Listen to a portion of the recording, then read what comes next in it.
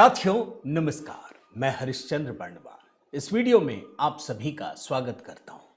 दोस्तों, शुक्र मनाइए कि इस देश में नरेंद्र मोदी प्रधानमंत्री हैं, वरना पूरी दुनिया में जहां बड़ी बड़ी शक्तियां युद्ध की विभीषिका में फंसी हुई हैं, वहां भारत चुपचाप शांति से आगे बढ़ने की दिशा में अग्रसर है। शुक्र मनाइए दोस्तों कि इस देश में नरेंद्र मोदी प्रधानमंत्री हैं, वरना पूरी दुनिया में बड़े बड़े देश जहां महंगाई में फंसे हुए हैं, वहां भारत कम से कम महंगाई के रिकॉर्ड बना रहा है।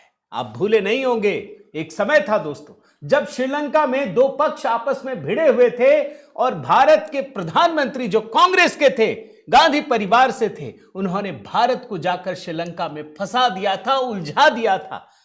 आप ये भी नहीं भूले होंगे दोस्तों, मैं बार बार आपको बताता हूं, इस दुनिया में कहीं भी युद्ध हो, अमेरिका उससे फायदा उठाता है।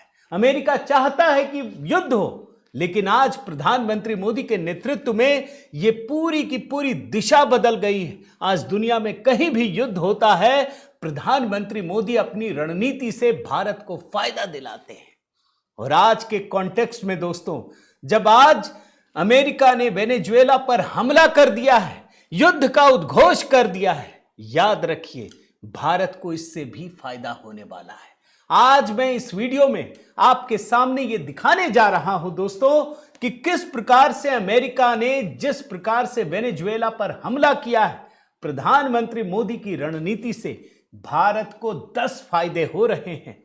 भले ही वेनेजुएला बहुत दूर हो दोस्तों, लेकिन आप देखिएगा इस अंतरराष्ट्रीय कूटनीति में प्रधानमंत्री मोदी के मास्टर स्ट्रोक से भारत को सिर्फ फायदे ही फायदे होने वाले हैं। आज के वीडियो में यही डिकोड कर रहा हूं। मेरा निवेदन है दोस्तों, जरूर कमेंट कीजिएगा। बिल्कुल ये मत सोचिएगा कि हजारों किलोमीटर दूर दो देश के युद्ध में भारत को फर्क नहीं पड़ता है। बिल्कुल फर्क पड़ता है, हमारे आपके जीवन में फर्क पड़ता है, लेकिन अब बदल गया है।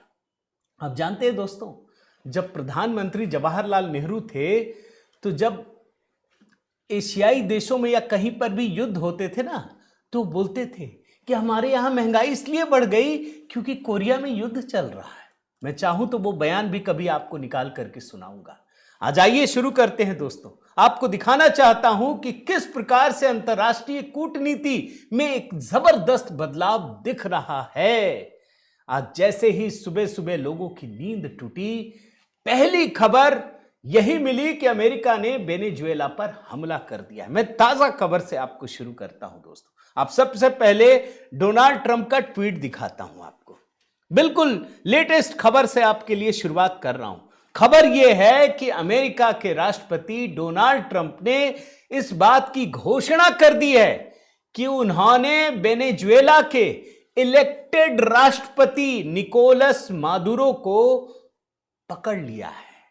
अमेरिका की सेना ने इनको गिरफ्तार कर लिया है। वेनेजुएला के राष्ट्रपति और उनकी पत्नी को अमेरिकी सेना ने वेनेजुएला में घुसकर गिरफ्तार करके वेनेजुएला से कहीं बाहर ले जाया गया है।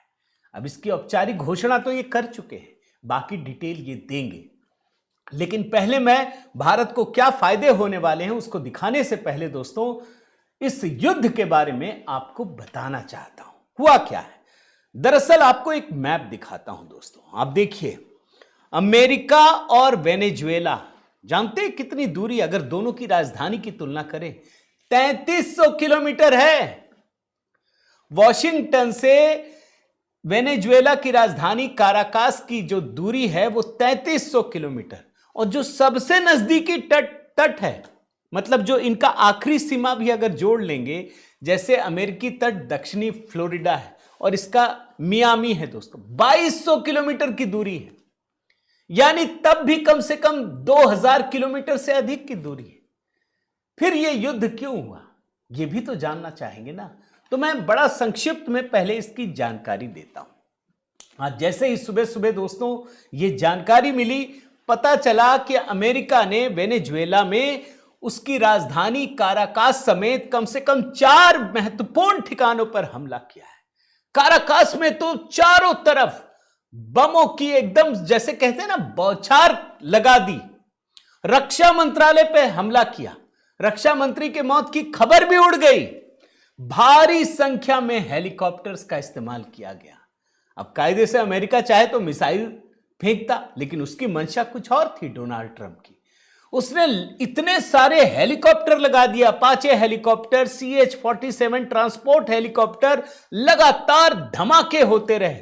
कराकास के अलावा मिरांडा, अर्गुआ, ला गुइरा, इन राज्यों में भी निशाना बनाया गया। और उसके बाद यह खबर आई कि वेनेजुएला के राष्ट्रपति को पकड़कर उनकी पत्नी के साथ बाहर ले जाया गया। मैं उस समय का मैप देख रहा था दोस्तों, जरा आपको दिखाता हूं। अब देखिए, चारों तरफ जो पूरी दुनिया का एयर स्पेस है वेनेजुएला के इर्द गिर्द, आप देख सकते हैं कि भारी ट्रैफिक है, लेकिन वेनेजुएला के आसमान में एकदम खाली। और जैसे ही इस हमले की जानकारी मिली, वेनेजुएला की सरकार ने इसकी कड़ी निंदा करते हुए आपातकाल का ऐलान कर दिया। और आपको मैं एक जानकारी और दूं दोस्तों कि डोनाल्ड ट्रंप इसकी तैयारी बहुत पहले से कर रहे थे। जो इसके सबसे पास का कैरेबियन क्षेत्र है जहां इसका अड्डा है, वहां 15,000 सैनिकों को इकट्ठा कर रखा था। दर्जनों युद्धपोत, क्रूजर, हमलावर युद्धपोत, तमाम चीजें। और डोनाल्ड ट्रंप की नजर कितनी गहरी थी वेनेजुएला पर, इसकी जानकारी इस बात से भी होगी कि पिछले ही महीने अमेरिका ने वेनेजुएला के चारों ओर आर्थिक नाकेबंदी कर दी कि इसका कोई भी तेल टैंकर बाहर ना जा सके, ना अंदर आ सके। पूरा रास्ता ब्लॉक कर दिया, पूरा का पूरा रास्ता। क्यों? क्योंकि वेनेजुएला के राष्ट्रपति निकोलस मादुरो इनको पसंद नहीं थे। जैसे डोनाल्ड ट्रंप को नरेंद्र मोदी पसंद नहीं है ना, वैसे ही निकोलस मादुरो पसंद नहीं थे इनको, क्योंकि निकोलस मादुरो झुक नहीं रहे थे। डोनाल्ड ट्रंप चाहते थे इनको झुका दें, ये झुक नहीं रहे थे। बड़े ध्यान से एक एक चीज समझिएगा। आप ये नहीं कह सकते कि भैया उससे हमारा क्या लेना देना है, कितना बड़ा लेना देना है, ये मैं आपको बता रहा हूं। और ये जो राष्ट्रपति है ना निकोलस मादुरो दोस्तों, पिछले साल जुलाई में चुनाव हुआ। ये जनता के बीच कितने पॉपुलर थे इस बात का अंदाजा लगाइए कि तीसरी बार जीत हासिल की। इनका कार्यकाल 2031 तक था। इनको 51% वोट मिले और विपक्ष को 44%। अब ये जीत गए। निकोलस मादुरो डोनाल्ड ट्रंप को पसंद ही नहीं है, वो चाहते ही नहीं थे इनको जीत मिले। अब आप जानते हैं ना, मैं बार बार आपको कहता हूं ना कि आपको लगता है कि आप जनता और आप चुन करके भेज देंगे। यहां बहुत बड़ी लड़ाई चल रही है। दुनिया का कोई भी ताकतवर देश ये नहीं चाहता कि दूसरा देश भी मजबूत बने, कोई नहीं चाहता। अमेरिका ने अपने एक पिछलग्गू नेता जुआन गुएडो, जो वहां विपक्षी नेता है, जिसका कोई वोट बैंक नहीं है, जिसे लोगों का समर्थन हासिल नहीं है, अमेरिका ने कहा कि हम इसको राष्ट्रपति बनाएंगे, यही राष्ट्रपति बनेगा। अब उसके राष्ट्रपति निकोलस मादुरो ने कहा, भैया हम चुनाव जीते हैं, जनता ने हमको जिताया है, आप उनको क्यों बनाना चाहते हो?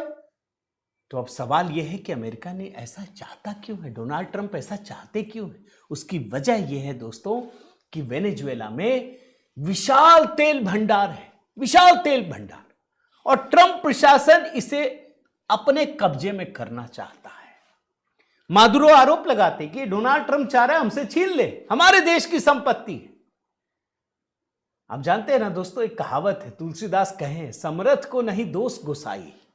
यहां सत्य असत्य का कोई लेना देना नहीं, नियम कायदा सब बेकार में, सब कुछ नहीं। उसे तेल चाहिए, उसने हमला कर दिया, कोई कुछ नहीं कर सकता। तो ये कहानी वेनेजुएला की। अब मैं आपको 10 फायदे भारत को दिखाता हूं दोस्तों। क्यों मैंने कहा कि आप गनीमत मनाइए कि इस देश का प्रधानमंत्री नरेंद्र मोदी है। इस चीज को आप एक एक करके समझिए दोस्तों। 10 पॉइंट में समझा रहा हूं। पहला पॉइंट, रूस से भारत तेल खरीदता है ना, अमेरिका को, डोनाल्ड ट्रंप को बड़ी दिक्कत होती है, झुका नहीं पाया, लाख कोशिश कर ली डोनाल्ड ट्रंप ने। मैं 2 विंडो में एक चीज दिखा रहा हूं दोस्तों, बड़े ध्यान से देखिए और समझिए। भारत वेनेजुएला से तेल आयात करता है। वेनेजुएला में अमेरिका से भी 5 गुना तेल है। दुनिया का सबसे अधिक तेल वेनेजुएला में। इस बात को समझिए, इतना बड़ा देश है, अमेरिका से कई गुना। भारत कहां से तेल मंगाएगा? वेनेजुएला से। वेनेजुएला में भी प्रतिबंध लगाया, कम होते होते कम हुआ। रूस से मंगा रहे हैं, आपको दिक्कत है तो आप दे दो। दे तो नहीं सकते, सस्ते में दे नहीं सकते। अब आपने जब वेनेजुएला पर हमला किया है, भारत की स्थिति, जो भारत का नैतिक बल है, और बढ़ा है दोस्तों। भारत किसी से भी तेल आयात कर सकता है, या तो आप दो। और भारत, प्रधानमंत्री मोदी ने एक बात कही है, ये दुनिया में जो स्टेबिलिटी है ना, इकोनॉमिक स्टेबिलिटी, जो इन्फ्लेशन नहीं बढ़ा, ये भारत की वजह से, क्योंकि भारत सस्ता तेल आयात करता है और फिर पूरी दुनिया को देता है। तो वेनेजुएला में जब अमेरिका ने हमला किया है, डोनाल्ड ट्रंप ने, तो उसका नैतिक बल भी कम हुआ है। वो भारत पर बहुत ज्यादा धौंस जमा नहीं सकता। हां, जमाना चाहेगा, लेकिन प्रधानमंत्री मोदी को कोई झुका सकता है?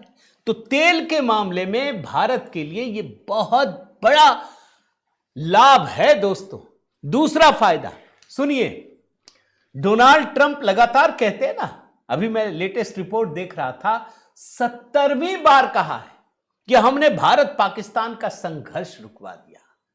बड़े बेचारे परेशान हैं। अब तो खैर वहां के भी लोग बोलने लगे, बड़े बड़े पत्रकार, कि ट्रंप की सबसे बड़ी नियति यह है कि पर्सनल गेन के लिए इसने भारत से दुश्मनी मोल ली।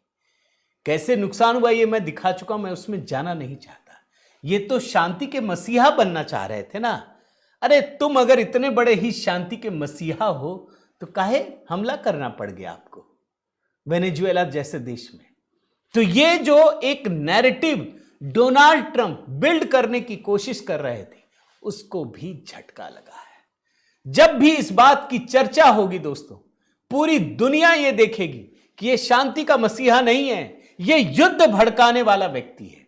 इसने भारत पाकिस्तान के बीच कोई शांति नहीं कराया, इसने बल्कि युद्ध भड़काने की कोशिश की। भारत उसमें ट्रंप को सफल नहीं होने दिया, यही सच है। कोई दूसरा व्यक्ति रहेगा नहीं, बार बार बोलेंगे मैंने रुकवाया, मैंने रुकवाया। भारत ने तो कुछ कहा नहीं। भारत ने तो कहा हमने किसी से बात नहीं की, नाम नहीं लिया, नाम तक नहीं लिया डोनाल्ड ट्रंप का। सबसे बड़ी बात, दूसरा देश होता ना भड़क के युद्ध करता, भारत ने युद्ध नहीं किया। तो ये दूसरा फायदा है। तीसरा फायदा, ये भारत को भड़काना चाह रहे थे, लगातार पाकिस्तान में ही भड़काया, आप जानते हैं, चीन में भी भड़काया लगातार। आप याद कीजिए गलवान के मामले में, डोकलाम के मामले में अमेरिका लगातार भारत को भड़काता रहा। अब तो बांग्लादेश का मामला है दोस्तों, मैं 2 विंडो में आपको दिखा रहा हूं। क्यों दिखा रहा हूं आप समझिएगा।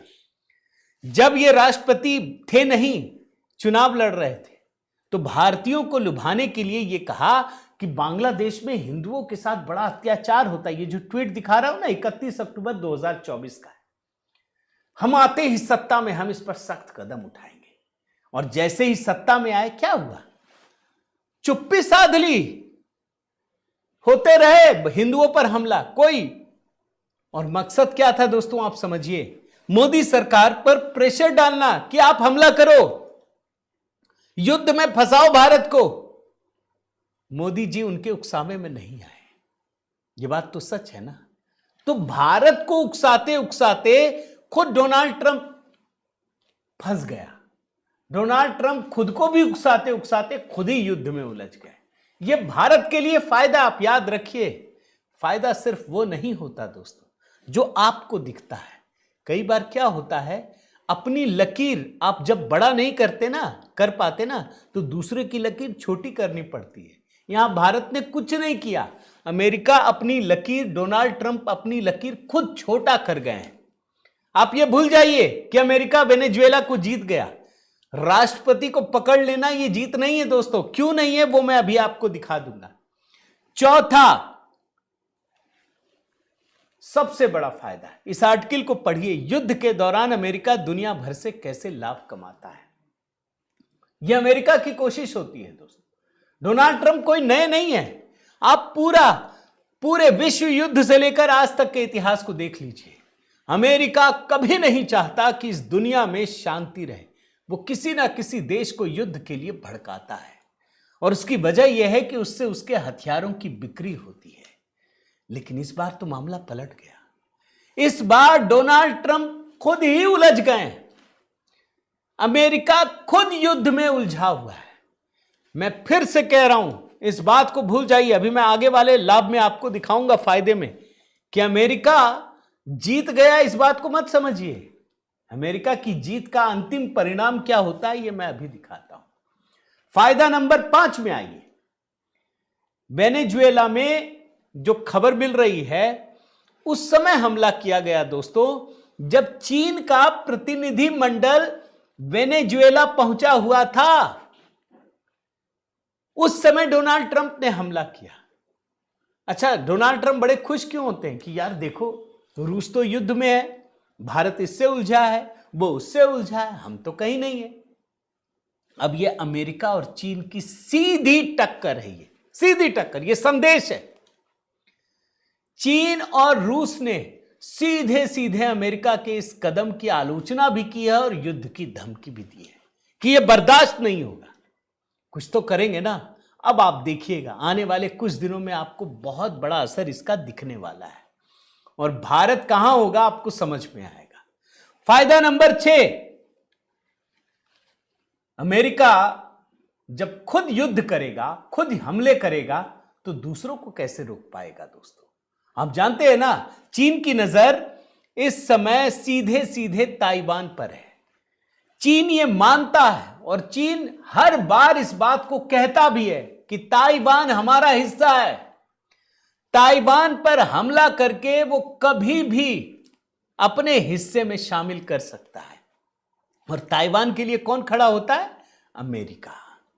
अरे जब उसने हांगकांग को अपने में मिला लिया, तो फिर तो इस बात को और बल मिलेगा ना भाई। चीन तो कहेगा ना, आप लाभ हानि अभी छोड़ दीजिए दोस्तों, भाई जब अमेरिका वेनेजुएला पर हमला करके उसके हिस्से को अपने लिए अपना सकता है, तो ताइवान तो चीन का हिस्सा शुरू से भी रहा है। अरे जब सत्ता परिवर्तन हुआ तब जाकर ताइवान अलग हुआ, वरना ताइवान तो चीन का हिस्सा ही था। और चीन अगर ताइवान पर कब्जा करता है दोस्तों, हमला करता है, तो यह बहुत बड़े युद्ध की आहट है। और मैं दावे के साथ कहता हूं, प्रधानमंत्री मोदी के होने से सबसे बड़ा फायदा भारत को होने वाला है। भारत से कभी भी चीन युद्ध के लिए या टेंशन क्रिएट करने की कोशिश नहीं करेगा। यह भारत का सबसे बड़ा लाभ है दोस्तों। फायदा नंबर 7 जो मैं आपको कह रहा था दोस्तों, 2 विंडो में दिखाता हूं। जो लोग सोच रहे हैं ना कि वेनेजुएला के राष्ट्रपति और उनकी पत्नी को पकड़कर या रक्षा मंत्री को खत्म कर सत्ता परिवर्तन कर अमेरिका जीत जाएगा, उनके लिए ये 2 विंडो बड़े काम का है। ऐसे ही अमेरिका ने वियतनाम में कोशिश की थी, कब्जा कर लिया था, अपने सैनिकों को उतार दिया था। 1 दशक से भी अधिक समय तक अमेरिका के सैनिक फंसे रहे वियतनाम में। घोर बेइज्जती के बाद भागना पड़ा छोड़ करके। कहां वियतनाम, बिल्कुल छोटा सा देश। कहां अमेरिका, दुनिया का सबसे शक्तिशाली देश। जब उन लोगों ने छापामार युद्ध किया शुरू, गोरिल्ला युद्ध जिसको बोलते हैं दोस्तों, अमेरिकी सैनिकों की इतनी बड़ी फजीहत हुई, उसके लिए तो अलग से वीडियो की जरूरत पड़ेगी। और इसी तरीके से Afghanistan, millions dollar, billion dollar, खरबों डॉलर लगा दिए। क्या स्थिति हुई? आखिरी वीडियो आप जानते हैं ना, कैसे अमेरिका के सैनिक भाग रहे हैं, एक ऊपर से कवर फायर दे रहे हैं, दूसरे भाग रहे हैं। इतनी हिम्मत नहीं हुई कि अपने हथियारों, अपने टैंकों को उठाकर ले जा सके। ये भी हिम्मत नहीं हुई। आप तो जीत गए थे ना अफगानिस्तान में तो आपका कब्जा था, आपका वियतनाम में भी था, फिर क्यों भागना पड़ा? इसी तरीके से दोस्तों, अमेरिका या डोनाल्ड ट्रंप वेनेजुएला में यह सोच लें कि मैं कब्जा कर लूंगा, जीवन भर कर नहीं कर सकते। इनको आज नहीं तो कल, हो सकता है 1 महीने में या 1 साल में या 5 साल में, अमेरिका के सैनिक जब मारे जाएंगे तो इनको वहां से भागना पड़ेगा। ये स्थिति है। यह है 7वां फायदा। यह फायदा भारत के लिए क्यों है, आप समझ रहे हैं ना दोस्तों? क्योंकि डोनाल्ड ट्रंप अभी भारत को नुकसान पहुंचाने की फिराक में है। जब खुद युद्ध में उलझे रहेंगे ना, तो कुछ नहीं कर पाएंगे, लड़ भी नहीं पाएंगे। आगे बढ़िए, फायदा नंबर 8, रूस और चीन ने अमेरिका को सीधे सीधे और खुली चेतावनी दी है। रूस जानता है कि अमेरिका ने यूक्रेन को भड़काया है। चीन जानता है कि ताइवान को सबसे अधिक हवा अमेरिका ने दी है। अब ये दोनों भी वेनेजुएला के बहाने अमेरिका को उलझाने की पूरी कोशिश करेंगे। और जब ये बड़ी शक्तियां उलझती है ना दोस्तों, तो सीधे सीधे उन शक्तियों को फायदा होता है जो एस्पायरिंग होती है, जिनकी आकांक्षाएं होती है। और भारत 2047 के विकसित भारत के लक्ष्य को लेकर चल रहा है। इसमें यह युद्ध भारत के लिए बहुत बड़ा लाभ पहुंचाने वाला है। फायदा नंबर 9, अमेरिका तो खुद उलझ गया दोस्तों, और खुद अमेरिका नहीं उलझा, बल्कि अमेरिका के तो सबसे बड़े दोस्त सऊदी अरब और संयुक्त अरब अमीरात, दोनों में भी जंग छिड़ गई। यह भी कल ही की खबर है। यमन में अपना प्रभुत्व जमाने के लिए दोनों देश आपस में भिड़ गए हैं, तो अमेरिका खुद फंसा, ये दोनों देश भी फंसे और इनके चक्कर में पाकिस्तान को भी फंसा दिया। यानी ये भारत के लिए एक सुखद अनुभूति है। आप मान के चलिए, बोलना नहीं चाहिए। सनातन धर्म मानने वाले लोग कभी ऐसा नहीं, दूसरे के दुख में खुश नहीं होते, ये बात हमेशा याद रखिए। लेकिन ये वैश्विक कूटनीति ऐसी होती है दोस्तों, जहां अच्छा बुरा इसका कोई लेना देना नहीं होता। ये भारत के लिए बहुत फायदेमंद है।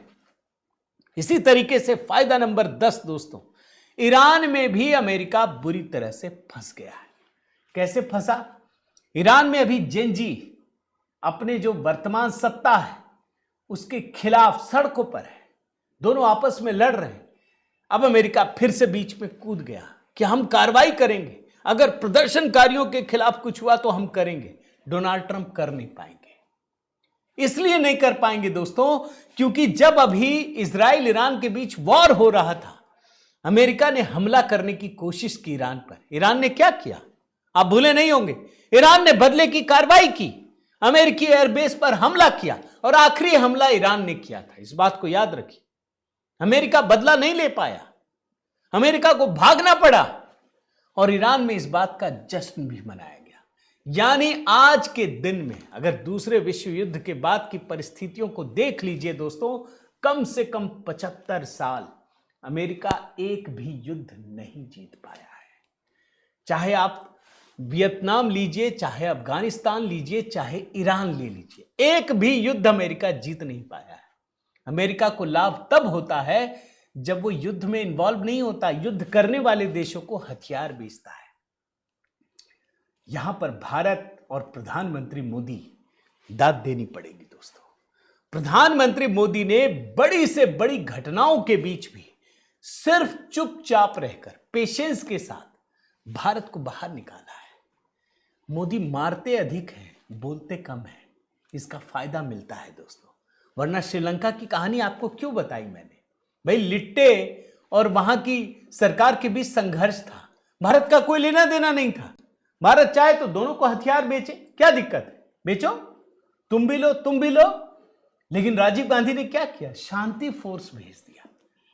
क्या हुआ, खुद अपनी जान से भी हाथ धोना पड़ा और भारत को भी बदनाम किया।